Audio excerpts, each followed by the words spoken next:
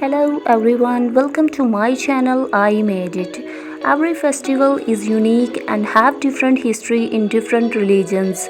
Today we are going to talk about Easter. It has vital importance in Christianity as you observe use of beautiful decorated eggs on Easter festival.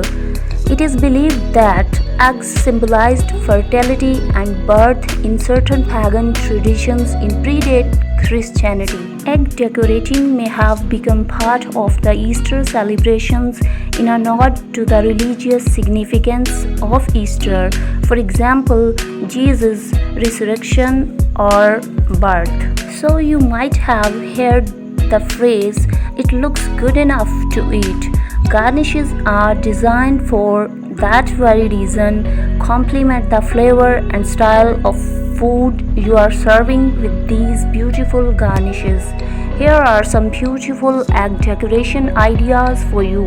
Please subscribe my channel and share the video with your friends and family, and don't forget to like and comment.